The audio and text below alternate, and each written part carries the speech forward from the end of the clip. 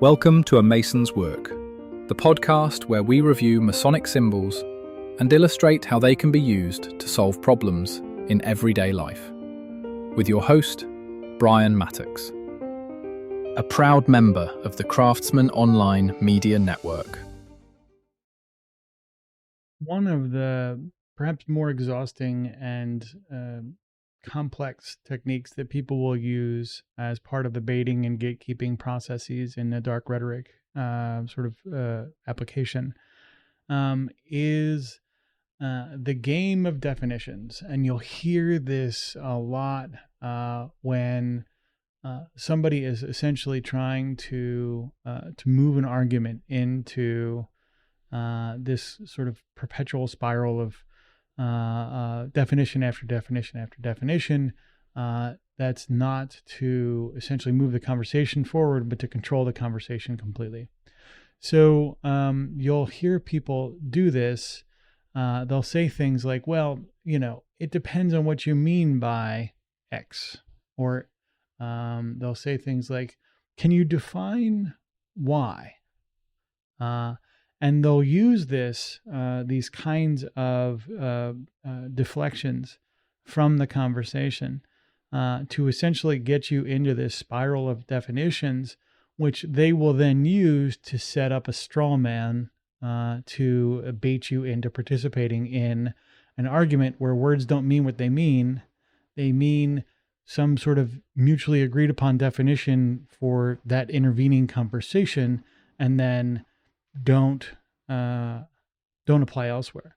You'll see this a lot as a technique in places where emotion is driving the conversation, where an unformed thought process is driving the conversation. So define what you mean by X often turns into this ad hominem attack about, well, you're not a doctor, you don't know X or Y or Z, or you're not a lawyer, so you don't know A, B, and C. You'll find that these definition requirements that you get to in a conversation, again, are just used as a control tactic to stop progress against the original line of conversation and move to this exhausting way of essentially delaying and avoiding moving the conversation forward. You'll find that the definitions you would agree to in a conversation like that immediately get the goalpost game going, where it's like, well, you'll get the whataboutism. So you'll have a definition that you kind of agree upon, like what I mean by X is these things, and then their immediate response will be, well, what about these other things? Are they not X? And then therefore not applicable to the conversation, when in fact they may be core to the conversation. As you go through and see these techniques sort of in application, understand that, again, the entire intent here is to retain some level of power and control in the conversation. It's an ego gratification thing. It's a, look at me, I'm important, I'm trying to debate the real issues here. It is designed by intent to keep things as they are. It is not designed, ironically, to persuade or move anyone in a conversation. It is designed to keep things as they are. It's designed to keep the confusion in place, because the confusion in some way is beneficial, because then they can come in and save the day and try and disambiguate the confusion or what have you. It doesn't really matter in many cases the sort of whether or not the people that are applying these techniques know that they're doing it or why they're doing it.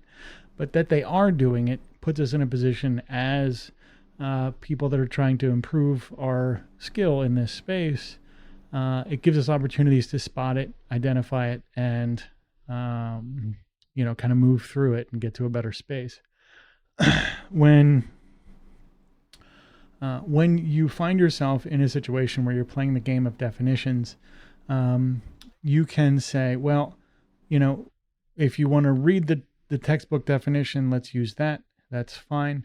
But again, that immediately invites whose textbook and whose definition, and well, they're biased, and therefore, again, it's ad hominem attack after definition attack after, gatekeeping, what have you. Again, when you need to move through there, through the perpetual definition place, you might just identify that, for example, in the conversation, it seems like we're spending a lot of time defining stuff without moving the actual conversation forward. Or, how does this apply? How do these definitions apply to, the argument at hand, right? If we get to a concrete definition, will you then engage? If the answer is no, then obviously, it doesn't really matter. When you see this come up in conversation again, when you do it yourself or when other people do it, you want to identify that that's pointing to a part of you that is effectively trying to not move, right? So as you go through it, give it proper self-reflection and see if you can spot it out in the wild. The views represented in this podcast are those of the speaker alone and are not representative of any grand or subordinate lodge.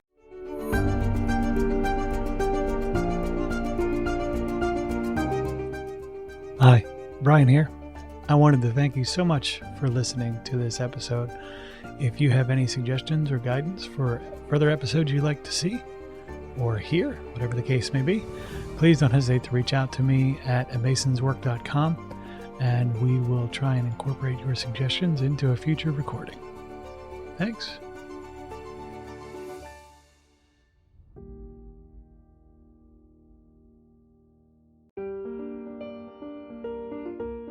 Freemasonry teaches us that the true work is within, a lifelong journey of reflection, discipline, and discovery. At A Mason's Work, we help Masons bring out their best selves through meaningful self-inquiry and symbolic practice. From personal reflection to lodge engagement, we offer tools that turn symbols into action. Visit us at amasonswork.com. The work is within. The time is now.